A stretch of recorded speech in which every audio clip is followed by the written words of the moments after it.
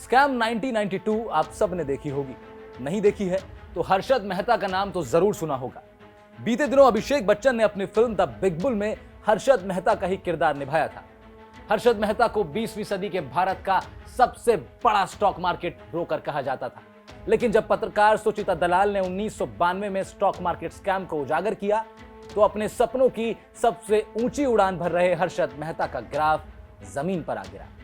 लेकिन क्या आपने कभी सोचा कि हर्षद मेहता की गिरफ्तारी के बाद बाजार में जो विकराल खालीपन पैदा हुआ उसे किसने भरा? वो कौन था जिससे किस्मत ने भारतीय बाजार का नया बादशाह चुन लिया था?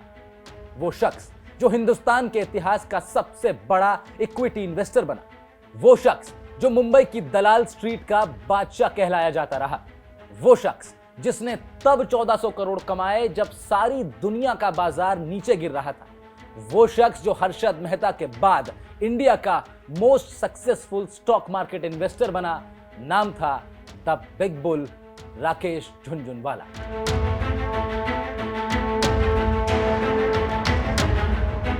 नमस्ते, मेरा नाम है राहुल भारद्वाज और आप देखना शुरू कर चुके हैं न्यूज तक। 14 अगस्त सुबह 6:45 पर उन्होंने मुंबई के ब्रीच कैंडी अस्पताल में अंतिम सांस ली। जाना तो एक दिन सभी को है, लेकिन सवाल हमेशा वही है कि जब तक रहे तब तक क्या किया। बात साल 1985 से शुरू करते हैं, जब झुनझुनवाला ने पहली बार स्टॉक मार्केट में पैसा लगाया। कितना?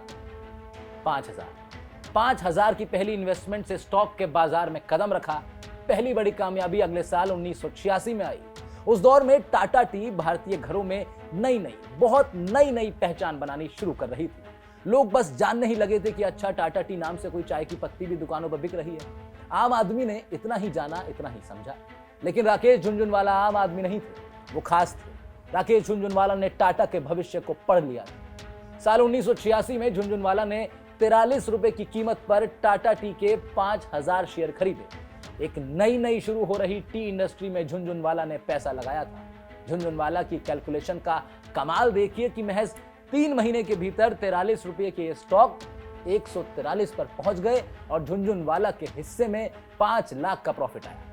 यह राकेश झुनझुनवाला की पहली बड़ी जीत थी। साल 1986 से लेकर 1989 तक राकेश झुनझुनवाला ने स्टॉक में इन्वेस्ट कर करीब 20 से 25 लाख रुपए कमाए। साल 1990 के दशक में भारतीय स्टॉक बाजार पर 2 गुटों का दबदबा था। एक था बुल, दूसरा था बियर।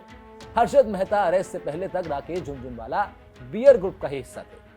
बियर कार्टेल के कर्ता धर्ता थे मनु मानेक, जिन्हें ब्लैक कोबरा भी कहा जाता था। ये फोटो जो इस वक्त आप देख रहे हैं, ये साल 2020 में सोनी लिव पर रिलीज हुई web series scam 1992 the story of Harshad Mehta का है। फिल्म के किरदारों को असल जिंदगी से अगर जोड़कर देखें तो बीच में बैठे हैं मनु मानेक और बाईं ओर खड़े हैं राकेश झुनझुनवाला। राकेश झुनझुनवाला ने एक साक्षात्कार के दौरान बताया था कि उन्होंने हर्षद मेहता के टाइम पर शॉर्ट सेलिंग कर खूब पैसा कमाया। हर्षद मेहता स्कैम के वक्त मंदी में भी करीब 30 से 35 करोड़ रुपए की कमाई राकेश झुनझुनवाला ने की थी। Rakesh Jhunjhunwala wanted to be the next big name after Harshad Mehta.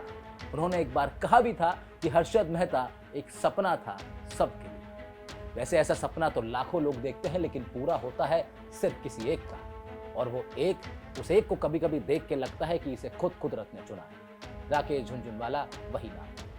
Rakesh Jhunjhunwala को इंडिया का वॉरेन बफे कहा जाता है। राकेश झुनझुनवाला से जुड़ी कई सारी खबरों की हेडलाइन में आप ये नाम देखेंगे, लेकिन क्यों रिलेट किया जाता है उन्हें वॉरेन बफे से, इसे इस उदाहरण से आपको एकदम क्लियर समझ आ जाएगा।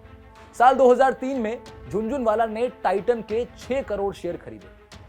उस समय टाइटन के एक शेयर की कीमत थी 3 रुपए। फरवरी 2018 में टाइटन के एक शेयर की कीमत हो गई 835 रुपए। साल 2018 में राकेश झुनझुनवाला के पोर्टफोलियो में टाइटन थी। लॉन्ग टर्म निवेश, ये था सारा खेल। फरवरी 2018 में आए आंकड़ों के मुताबिक उनकी कुल संपत्ति $240 करोड़ यानी 1 अरब 68 करोड़ रुपए थी। उस साल उन्हें भारत का 53वां सबसे अमीर आदमी बताया गया था। साल 2022 में आई रिपोर्ट में उनकी कुल संपत्ति $5.8 बिलियन यानी करीब 45,000 करोड़ रुपए। वो भारत के 36वें सबसे अमीर शख्स थे। साल 1987 में उन्होंने अपनी मित्र रेखा झुनझुनवाला से विवाह किया। रेखा झुनझुनवाला खुद एक स्टॉक मार्केट इन्वेस्टर थी। साल 2003 में राकेश झुनझुनवाला ने अपनी खुद की एक ट्रेडिंग कंपनी खोली, जिसका नाम उन्होंने अपने नाम के पहले अक्षर और अपनी धर्म पत्नी के नाम के पहले अक्षर को जोड़कर रखा, रा से राकेश और रे से रेखा। राकेश झुनझुनवाला एक बेहद ही खुशमिजाज शख्स थे। प्रधानमंत्री नरेंद्र मोदी ने उनके निधन के बाद अपनी भावनाएं ट्वीट के जरिए व्यक्त की हैं। राकेश झुनझुनवाला की कामयाबी की दास्तां भविष्य में सुनाए जाने वाले इतिहास के पन्नों में ठहर गई है। आपने ये वीडियो देखा, अपना समय दिया, बहुत बहुत शुक्रिया। मैं था आपके साथ राहुल भारद्वाज।